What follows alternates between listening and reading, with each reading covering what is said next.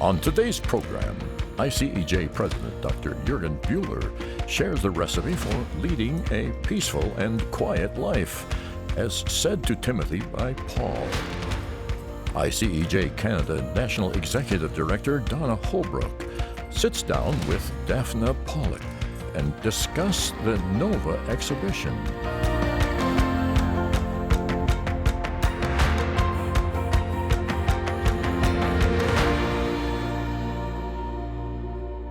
I'm in studio doing some work for our voiceover for the Inside Israel television program, which is seen weekly here in Canada.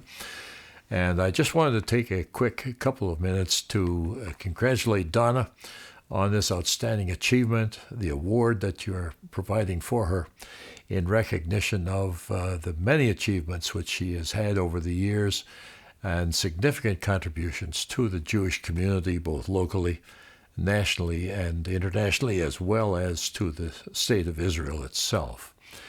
As the Canadian ambassador at large for Canada, I want to also, on behalf of the dozens of representatives we have across the country and also the hundreds of supporters of ICEJ from coast to coast, I want to give a huge shout out to Andrea Spindell. Thank you, Andrea, and CAEF and the other organizations for this special opportunity of honoring someone whom we cherish as our National Executive Director and as our friend. Donna is a wonderful friend, a great co-worker in the stated cause of comfort ye, my people. And I could not be more proud of her recognition at this time for the significant efforts which she has made over 25 years of working with the Jewish community and raising multiplied millions of dollars in support of various projects in Israel. And I'm going to take just a moment to highlight a few of these. The Haifa Home for Holocaust Survivors, which is 13 homes up in the Haifa area. Yad Vashem, Magan David Adam, bomb shelters across the country, many bomb shelters, trees planted in the Canada Park, and one of the great things was purchasing communication devices for the kibbutzim, which provided security for over 3,000 lives, which could have been lost during the events of October the 7th. One of our favorites is providing some horses and smaller animals recently for a petting farm for rehabilitation following the tragic events of October 7th for both children and adults. Donna has made about 50 trips to Israel, taking with her hundreds of pilgrims, and she has led these across Israel, and particularly to the Feast of Tabernacles annual event, where we have had as many as 6,000 to 7,000 pilgrims in attendance. And one of the highlights of that event is our annual trip march through Jerusalem with people in full national costume from the countries which they have come from, often representing as many as over 100 countries. And this is a great highlight for the pilgrims themselves as well as for the citizens of Jerusalem. Our congratulations, Donna. All of us at ICEJ are extremely proud of you and grateful to God for your continuing contributions on behalf of the people of Israel, the Jewish people, and to the commitment which you have made to God's chosen people. May God continue to bless and keep you and use you in even greater ways in the days ahead. Congratulations. Psalm chapter 89, verses 1 through 4. I will sing of the mercies of the Lord forever. With my mouth will I make known your faithfulness to all generations. For I have said, mercy shall be built up forever. Your faithfulness you shall establish in the very heavens. I have made a covenant with my chosen. I have sworn to my servant David, your seed I will establish forever, and build upon your throne to all generations. You have broken the teeth of the ungodly. Salvation belongs to the Lord. Your blessing is upon your people. Selah.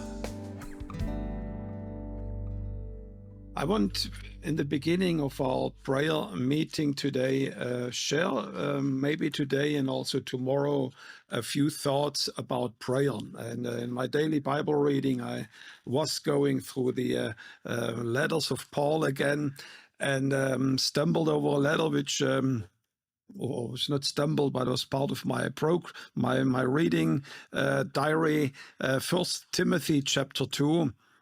And it says there this very important passage that I believe, all know, and it's so appropriate here for this prayer meeting. First of all, then, I urge that supplications, prayers, intercessions, thanksgivings be made for all people, for kings and all who are in high positions, that we may lead a peaceful and quiet life, godly and dignified in every way. This is good, and it is pleasing in the sight of God our Savior, who desires all people to be saved and to come to the knowledge of the truth. And that's quite a quite remarkable passage that we read here. In a way, there is already a chapter going on where Paul is greeting Timothy and is making some comments about the pure conscience that some people already have thrown away and about the sound doctrine. And then he, in a way, almost backtracks. In chapter 2, he says, but Timothy, remember, there's one thing that is more important than anything else that I said. First of all, most important, first things first, I want you to understand the centrality and the importance of prayer in your ministry life. Now, the letter of Timothy is written from one minister to another. In a way, Timothy was the disciple of Paul, and he was raising him up and introducing him into ministry. And he said, remember, the number one criteria for people in the kingdom of God, in ministry, and he gives them many other practical advices later on, is prayer, intercession, thanksgivings, supplications. Make sure that this is your priority. And he doesn't just say, Timothy, this is a recommendation, you know, that's how I do it. You might check it out, and maybe this also is something that is fit for you. But he says, first of all, I urge you. That means this is a very strong language. He says, make sure you don't miss out on that. Make sure this is part of the top priorities of your ministry, of your life, that you have a healthy prayer life. And you know, it's very important for all of us as we are here gathered into this, into the prayer gathering, that we don't see this GPG or the daily global prayer gathering. It is not a substitute for your own devotional life or your own personal prayer life. It is important that we all have our own relationship with the Lord. And of course, this is something that we called forth in a time of crisis like we have it right now. But prayer, intercession, thanksgiving, having fellowship with the Lord needs to be the first of all in our lives. And it is something that got lost over the past decades of Christianity. I was reading the other day about John Wesley and about the great revival that he said arguably it was the greatest revival the world has seen, because it really impacted in a very deep way the entire nation of the United Kingdom, in a way that society was changed, politics was changed, and millions came into the kingdom of God, into a living relationship with their Savior. Now, when John Wesley was picking out pastors and leaders for his, they called them the Methodists at that time. This was more like a nickname of them, because John Wesley had quite a number of methods how he thought he could further revival and the move of God. And one of the methods was his absolute conviction of the necessity of prayer. And he wrote in his diaries, he says, the new leaders that I call into our ministries, if they are not willing to pray at least 3 hours a day, I will not accept them to be pastors in the Methodist movement. And we just have to look at our own lives, how far we have been removed from the standards back then. And it was a time where the Lord was moving in a powerful way. And this is exactly what Paul is writing to Timothy. He says, first of all, Timothy, I will urge you, I really put a strong emphasis. This is a must. This is not a multiple choice. You know, you pick your ministry skills together. That's the number one priority. I urge you to do that. Supplications, prayers, intercessions, and thanksgivings being made for all people, for everybody, not just the good ones, because the bad ones, they need it even more that people pray for them than the good ones. And this includes all walks of society, not just the people who attend your Sunday fellowship or your Wednesday Bible study, but I want you to pray for kings, for princes, for people in authority. And that means that Paul had the absolute conviction, as we are praying for the government leaders of this world, there will be a change in politics. There will be results. If you do this, he says, it leads to that you can fulfill the calling of God upon your ministry, and you have a life of quietness and dignity that you can focus on church growth. And I just want to share a few words about the whole concept of prayer. And maybe I want to touch just on the very first 2 words today, and maybe on the other 2 words tomorrow that are being used here. There is mentioning here supplications, praying, prayers, intercessions, and thanksgiving. And of course, all those words in some way or the other, they are, you know, you cannot really dogmatically separate each one of them or say, this is now a supplication prayer, these are prayers in general, or these are intercessions. Prayers can be intercession, and the supplications can be prayers. And in a way, they are interchangeable in the Bible, but in the same way, each one of them emphasizes a special aspect of our prayer life with one. And the first one, which is called here supplications in my English ESV Bible, it's the Greek word that is being used here. It is called deesis, or it is also the verb or the noun deosomai. And this word, actually, it is not purely just related to prayer, but it is in a way, the very root of that, the Greek word of that, actually means a need or a special request or a special lack of something.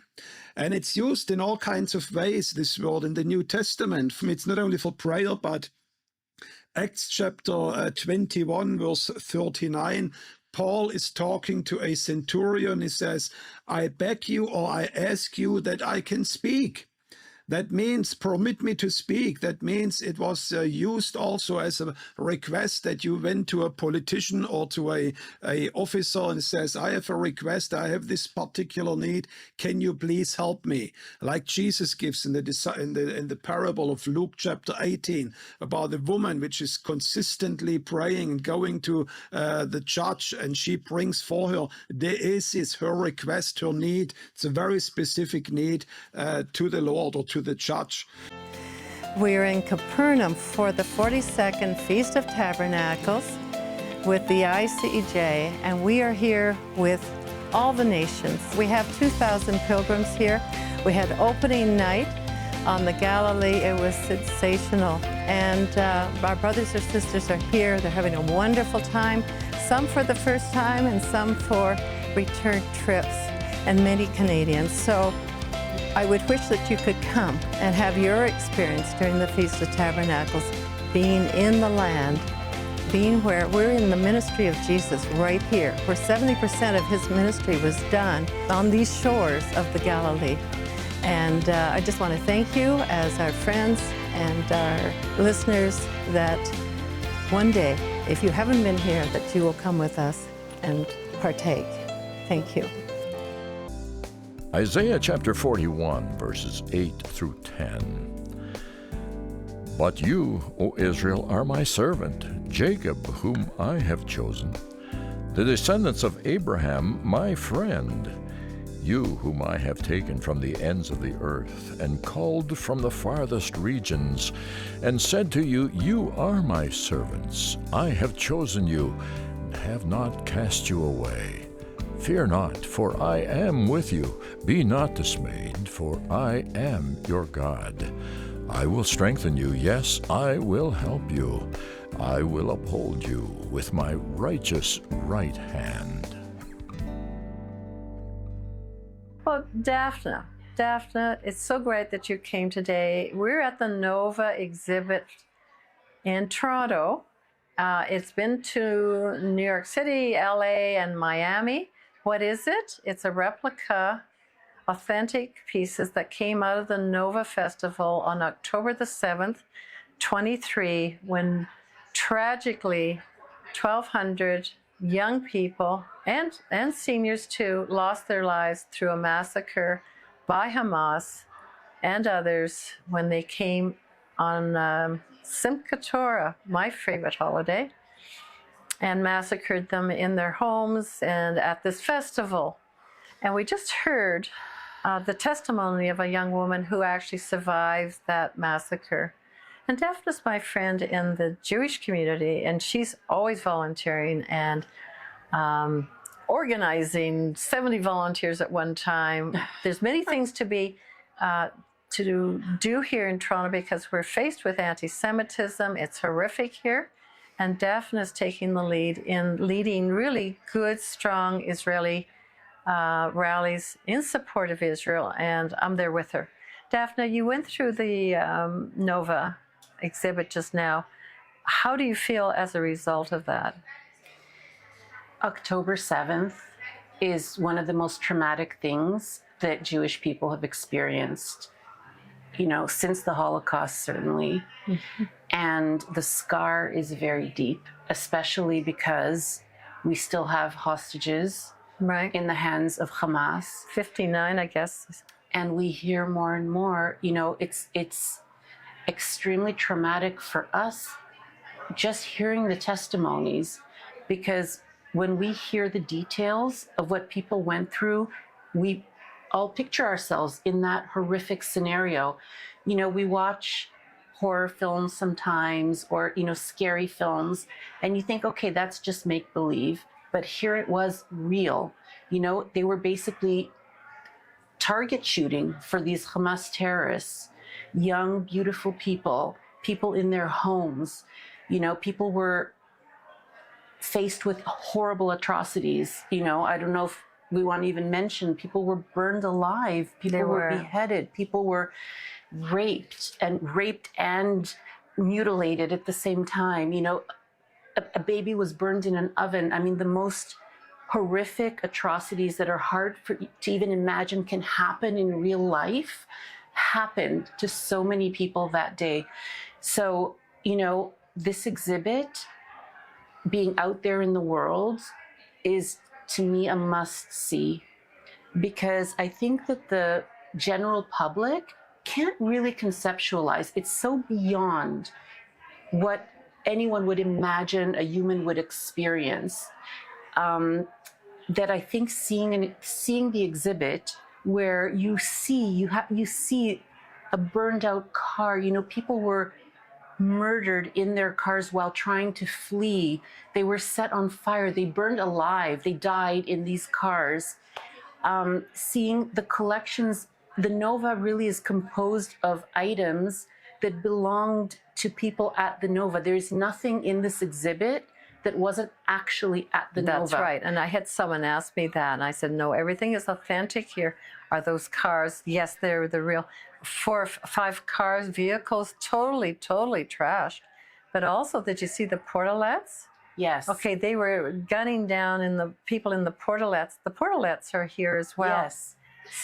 See, what happened was, being a festival, an outdoor festival, there were, these porta potties, and some people hid in the porta potties when the terrorists were attacking the site. People were scrambling for some place to hide themselves because, you had thousands of people at this festival. The terrorists were approaching from all sides, and you're trying to figure what to do. So some people hid beneath the stages. Some people hid in dumpsters. Some people actually hid behind under the cars. bar. I understand there were Coca-Cola, the small refrigerators. They were hiding in there. I think at least one escaped through that. The bomb shelters, you've heard about those. Yeah. They were there. So they're not doors on bomb shelters because they are to protect you from missiles, not from a direct on-the-ground attack. And people were saved because they were under the bodies of their friends. Yes, it's horrific. It's horrific. So back to the porta potties, people tried to hide in those, and of course the terrorists coming by understood that it's very likely people are in there. Yeah. So they were shooting through. They're just plastic, the porta potties. So they were shooting through the doors of the porta potties, and everyone on the other side got killed. There was only one porta potty where I believe 2 or 3 people were hiding that survived. Wow. And they explained how they did that. They didn't lock the door, and they lay on the floor. So basically all the other people had closed the door, and that suggested to the terrorists that there's somebody inside. Oh, I see. Oh, and this one, I didn't know that. Okay. they left the door a little open. Yeah. And they lay on the ground. So I believe it still got shot up, but because they were on the ground, so nobody, and the door was open, so nobody tried to open it. So kind of the terrorists were passing back and forth, and they very miraculously survived.